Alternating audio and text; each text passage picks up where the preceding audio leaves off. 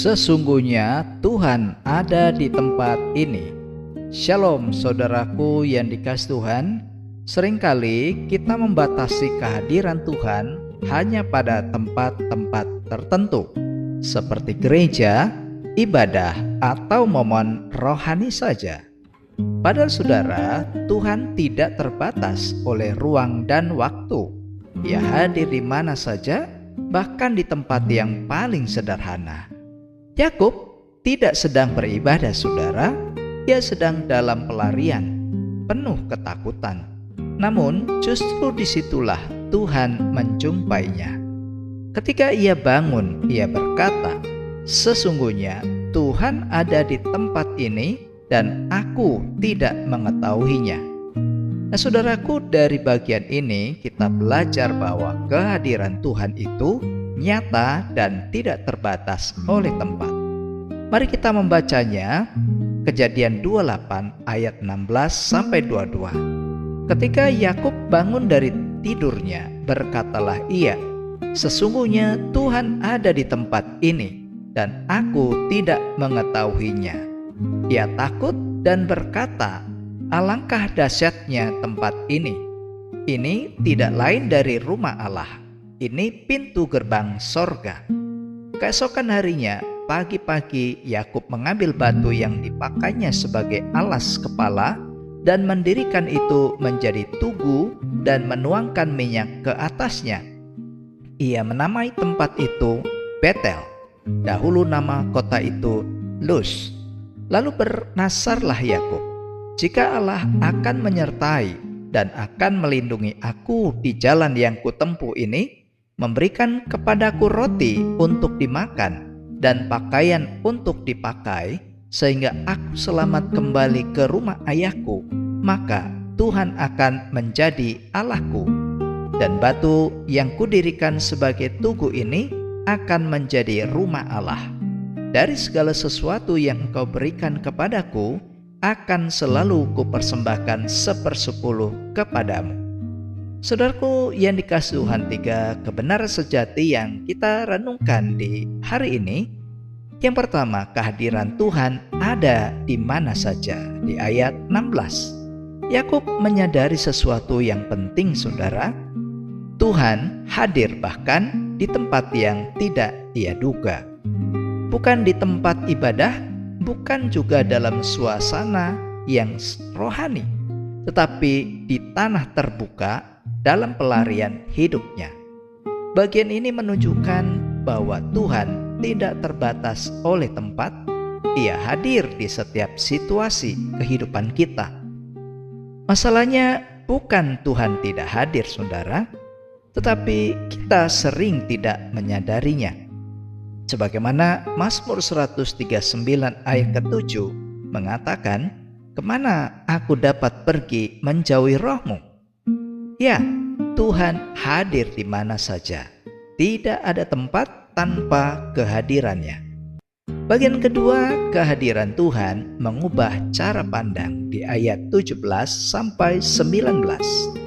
Setelah menyadari hadirat Tuhan, cara pandang Yakub berubah.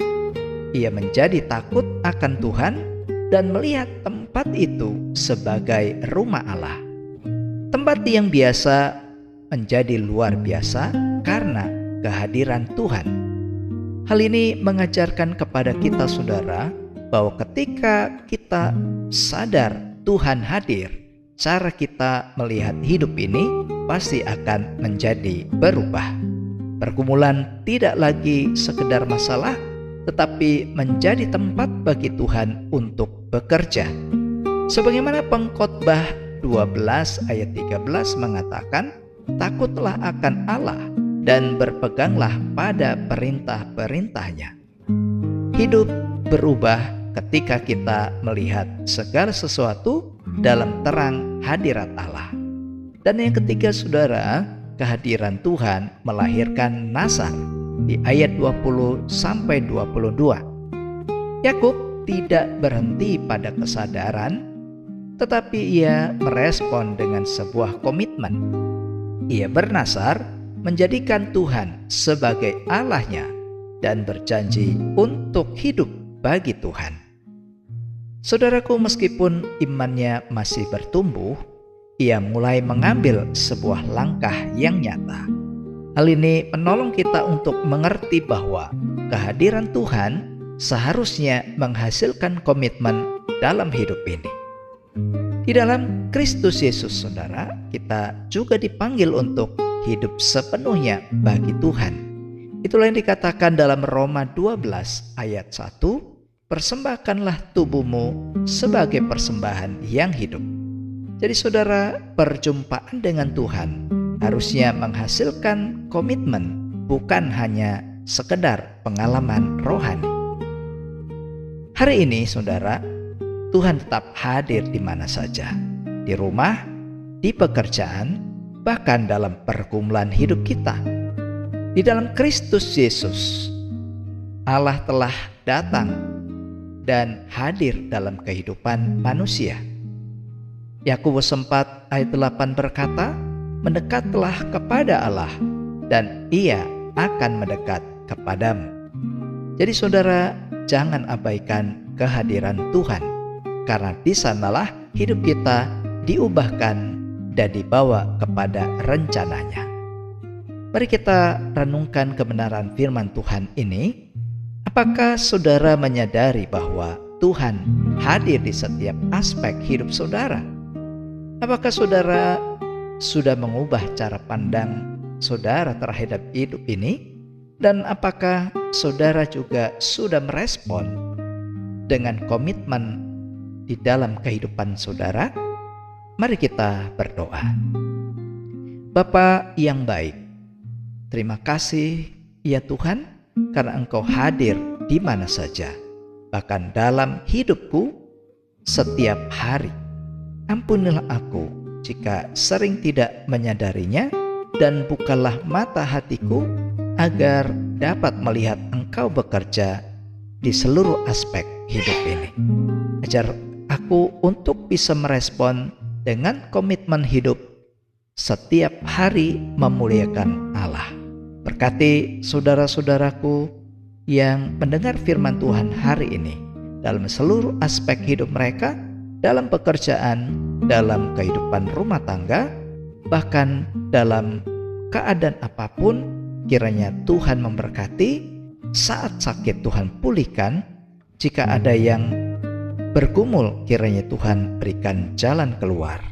Terpujilah Engkau Tuhan, di dalam nama Tuhan Yesus kami berdoa. Amin. Saudara, mari arahkanlah hati dan terimalah berkat Tuhan. Tuhan memberkati saudara dengan kesadaran akan kehadiran Allah, cara pandang yang diperbaharui dari waktu ke waktu, dan komitmen hidup yang setia kepadanya dari saat ini sampai terus kekal selama-lamanya. Amin. Saudara, jika membutuhkan doa, konseling, atau percakapan pribadi, saudara bisa menghubungi pada nomor yang tertera pada video ini. Demikian firman Tuhan hari ini. Terima kasih, Tuhan Yesus memberkati, dan sampai jumpa pada renungan SKS selanjutnya. Shalom.